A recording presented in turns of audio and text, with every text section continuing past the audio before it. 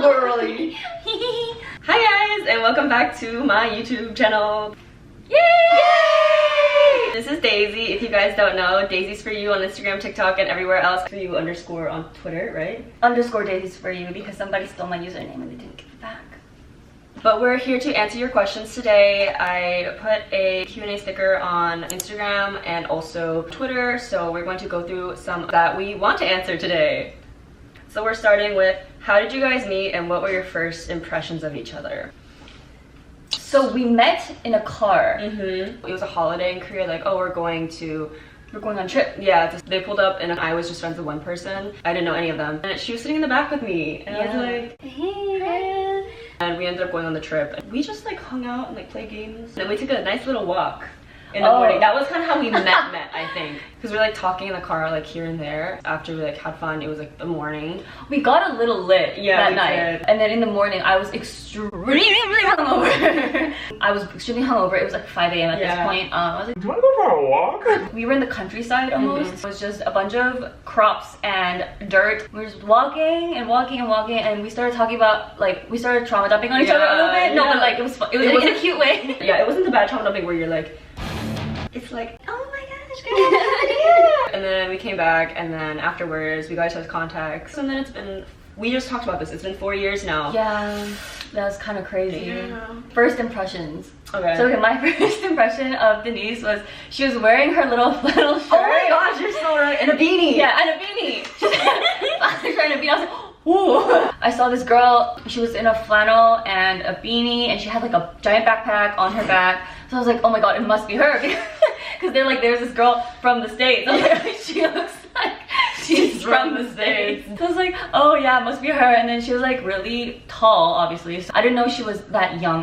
Like you were 18. 19. She was 18 at the time. Like my first impression of you was like, that's American. That was like moments before your debut. Yeah, yeah. I think it was like a few weeks before. She knew me from the beginning, y'all. She saw the whole process. Whenever I first met her, I just thought she was really pretty. I was like, wow, she's so pretty. I was like, y'all see this? Y'all see this shit? Like, oh my gosh, you see her? After that, when we took our little walk, I was like, oh my gosh, you are so strong and cool. And 너무 고생했어. Like, the best way to say this in English is like, you've struggled a lot. Good job. No, literally, it's a good job. Yeah, but like, good job. Yeah. I really wanted to get to know her more at that point, so I think of the people that I met that day, I definitely reached out to her the most. Also because we were in the most similar age range. And then now we're both in college. I don't know, after that, I remember you were doing your 수능 시험, which is like the Korean SAT. The entrance exam for college. So you were working on that and then you just popped out for a little trip and then you disappeared for a while again. Right, I did. She was working so hard. I was so excited for you because I thought it was really noble that you went back to school. Little did I know I would be going back to school too. And now we're so smart, y'all. Our GPAs are so sexy. Number 2, where do you want to live after you graduate? Harris, first of all, we miss you. You actually don't have that long left. Ooh. I have maybe less than a year left now. So if I want to graduate like now, then I have 1 semester left. If I want to give it a little more time, I have maybe 2. I haven't really given this a lot of thought yet, but I am a Korean citizen. Many of you have that confused, but I am like fully a Korean citizen. I really do not have a big excuse for me to move out of the country yet, because it's not like I have a job outside of the country. For now, I think I will continue to be based in Korea. I don't have any big plans on moving elsewhere, although it's not off the roster. I'm still like thinking of it, because that might be like a new chapter of my life and it will probably change a lot of things. Is there any place that you would want to live per se if you did have a chance? So I am from Canada because I've lived there for most of my childhood. I don't know if I really want to go back there. Maybe I'd want to try somewhere new in the least corniest way possible. I really like it here. We're in LA right now, guys, by the way. La, la, la, la, la, la, la. I love it here. I know it's like, I'm gonna move to LA, guys, but like I hate saying that, but also it's so nice here. So the weather is honestly in the makes sunshine. Me so happy. The vitamin D is nuts. Where do you want to live after graduating? Oh, honestly, no, me too. I think recently I was like, guys, wait, it's kind of nice here. I guess it would be either LA or Seoul. I'm currently going to school in the East Coast. East Coast is fine, but Boston? Yeah. I live in Boston. I live in Boston, and it's like, it's a... Kim Kardashian! Kim Kardashian! What does she say? Go to Pat 2! Go to Pat 2. It's so expensive. Don't come for me. Please don't come for me. If you live in Boston, you'll understand. The housing situation is just so expensive at this point. Oh, the mice in your house. I've talked about this. There's a mouse in my house. She won't leave. They won't leave. No, the tail under the table? Girls, that would have been the last straw. So the one that was underneath my oven was being really loud. So I was like looking around and I saw a little one running and it saw me. We made eye contact and then they hid underneath my PC. Mind you, the tail was still sticking out. I have a picture and it was the most terrifying thing I've ever seen. They're still there as far as I know. The house is theirs. The house is theirs. Get rid of the house. Soul's great, super clean. Can't flush toilet paper. Can't flush toilet paper down the toilet though, just know that, FYI. Sometimes I'll put a net there, and I'm like, what if I take shit? What if I, that's like my biggest fear. Sorry guys. No, you don't understand, that's like, I'm just gonna say, that's an irrational fear of mine. I'm always kind of looking for an excuse to go to Korea since Daisy and like all my really close friends live there. If I were to move back to Korea, I would like to have a job. Trust me, like I love to dilly-dally more than anyone else, but I don't just want to like lollygag all the time. Like I want to do stuff. You said dilly-dally and lollygag in one sentence. Yeah, I just want to have at least some kind of stability in that way and have a routine, which Sorry. I think. Can you say that again? I feel like my hands are getting like I'm getting a genius. A genius! A genius!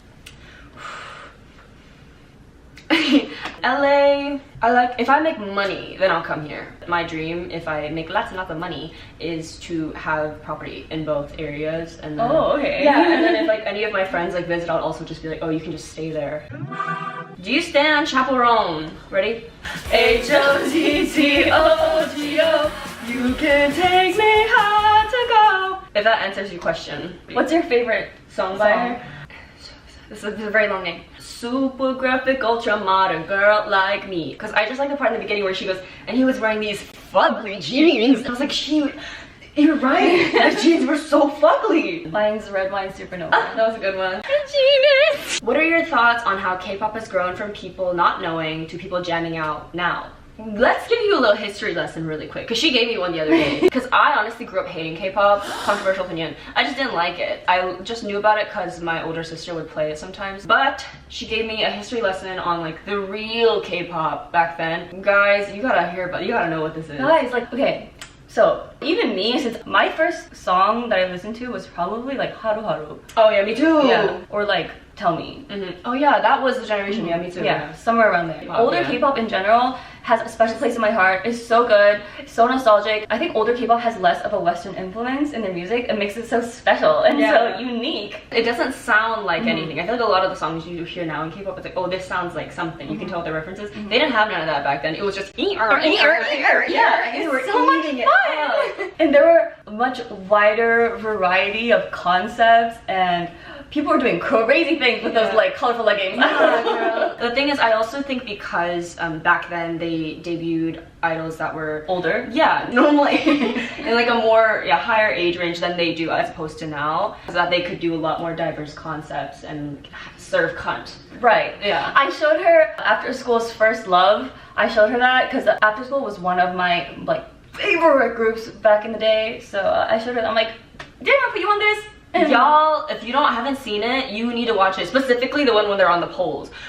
They get up there, so the camera will pan, and then she's on the pole. So I'm like, how do you think she got up there? She goes, back then they didn't have fan cams though. I think in a way, because there were no fan cams, they were able to do more like productions, like performances that required the camera work being zoomed up to someone so you can do other things on the side that people are not looking at. That performance, guys, is so like the effort they put into like they busted their pussies for that one. It's nostalgic in a way, but also it's performance in a different way than I think they perform now, or I think now they do a lot more production based now in terms of K-pop versus back then performance. Where it was very performance based. Like if you even know, like there'd be like people will argue artists were better at singing back then, but they also weren't really, I feel like the dances weren't as complicated. And whenever it was your part to sing, you would stand and sing or like walk forward and sing, and at that point it makes more sense. But I think now like they're jumping, they're on the floor doing a great job, but at that point I'm like, I don't know how you would sing doing that. So back in the day, someone stops dancing and you know what's coming up.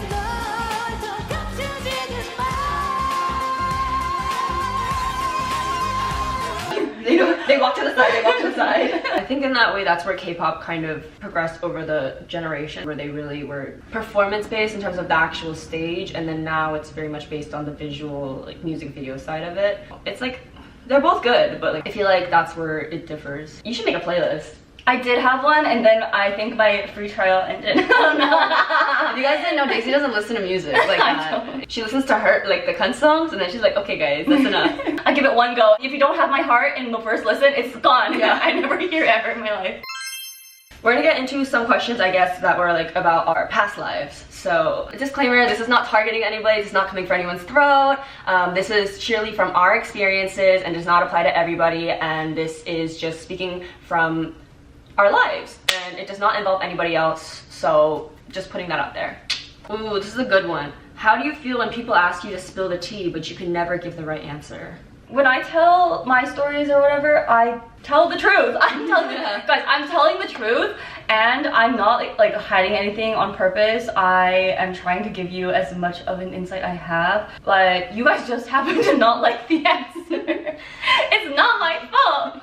I don't know, because not y'all, but like people sometimes on the internet will ask a question, we answer it, it's not the answer they want to hear, so therefore they get mad and then they discredit. You can't win at that point. We do similar videos where we will talk about our careers, like our past K-pop careers. We have different experiences obviously, but we have a lot of overlap. This is generally about us, and then people want to take it out of context sometimes. So we're not hiding anything. We're not hiding anything. Like, we're not filtering anything. It's just like, hey, this is us speaking from genuinely our experience. Like, why don't you talk about other people? Because we're not them. We're not gonna talk about them. If anything, I'm just very selective of the stories I tell, because I tell the most inane, non-controversial things ever. A lot of things I talk about are actually already like public knowledge. Yeah.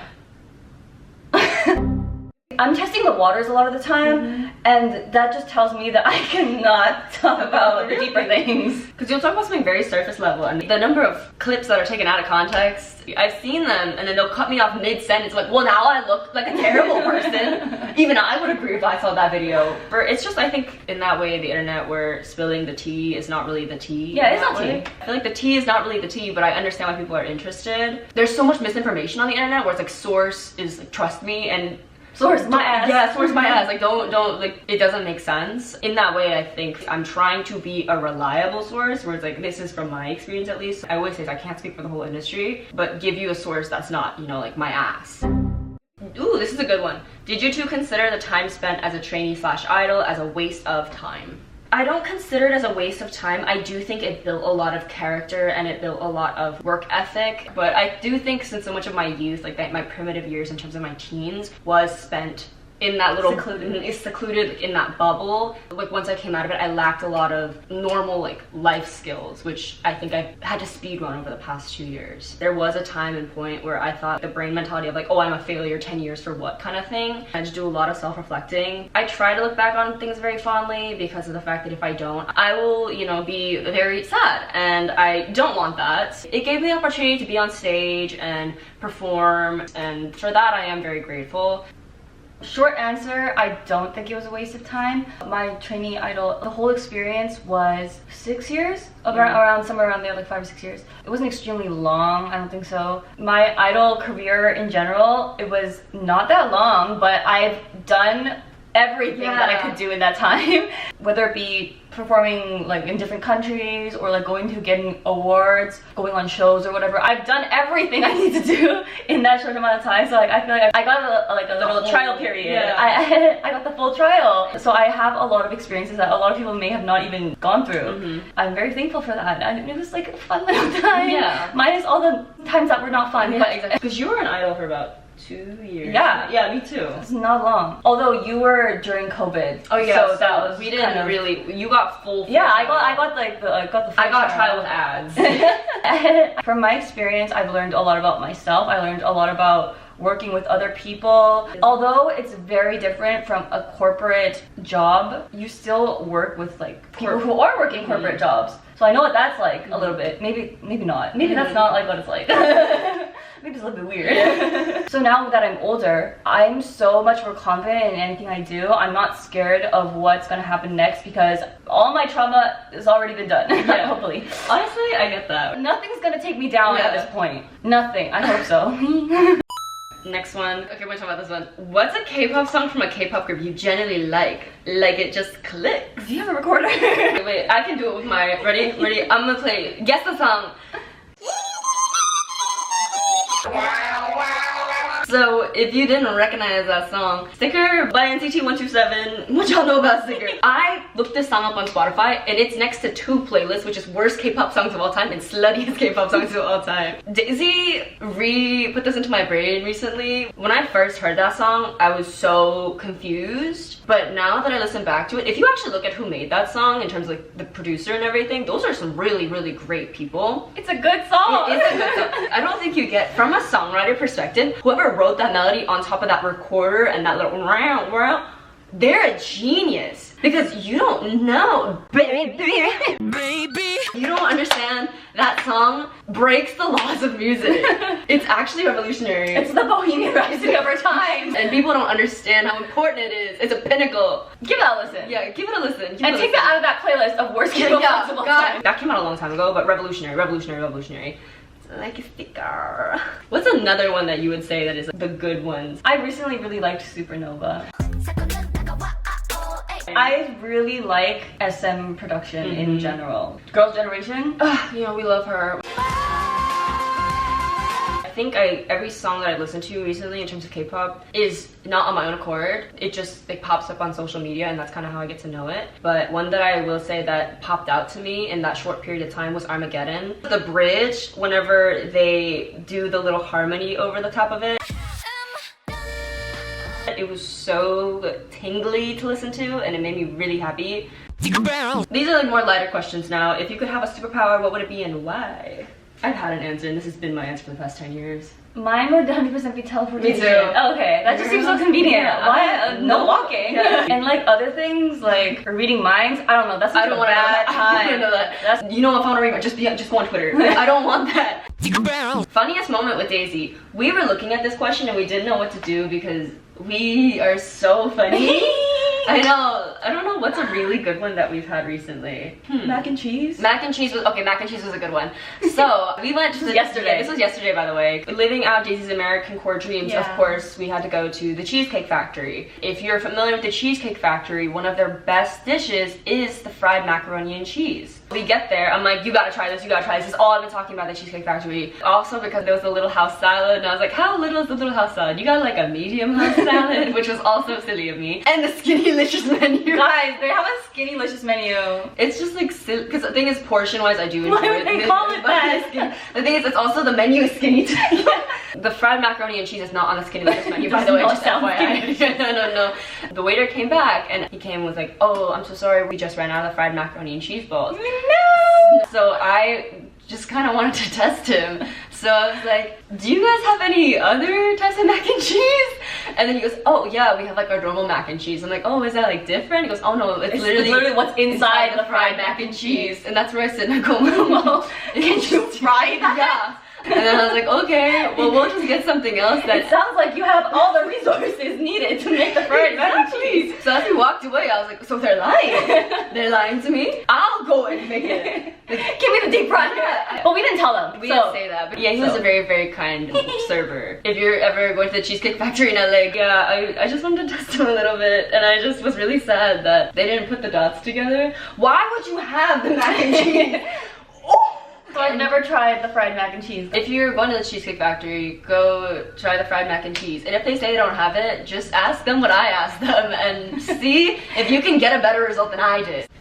Baby, got some joy.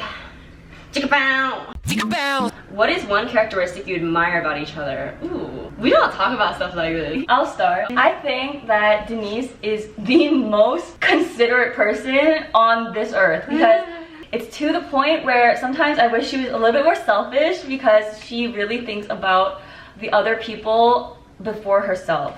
She took that to heart. Like think about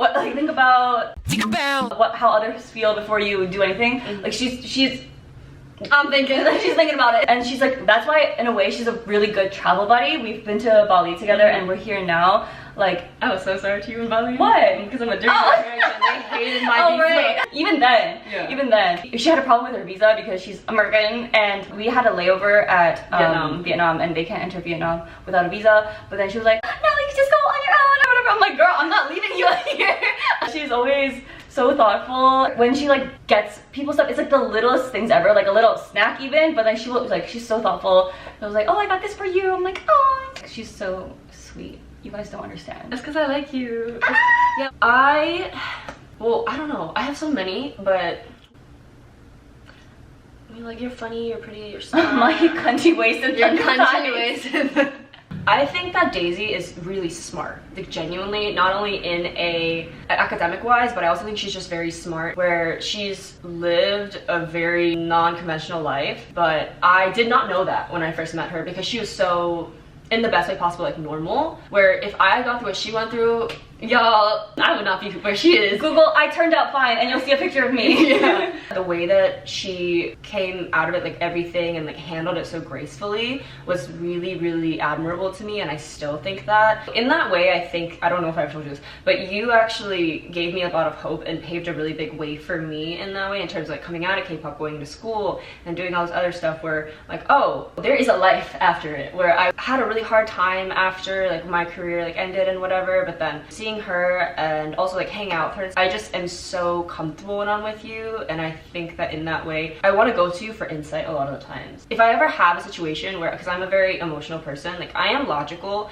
but sometimes like I need someone like Daisy to be like, girl, get up, and I'm like, you're right, you're right, you're right. She gives me that more logical sense while still being considerate of my emotions. I just think like she's so smart and big brain, and I really, really value her opinion and value her experiences, and really, really enjoy being around her and just talking with her. I may have a small head, but I have a big brain. Big ears, big brain, small head. Oh. Those are all the questions that we have for today. Thank you for watching. I hope you enjoyed this silly video of us. Be sure to check out Daisy's content on all platforms. I'll link them and put them all here. It's so fun. Thank you guys so much for watching, and stay tuned for more content.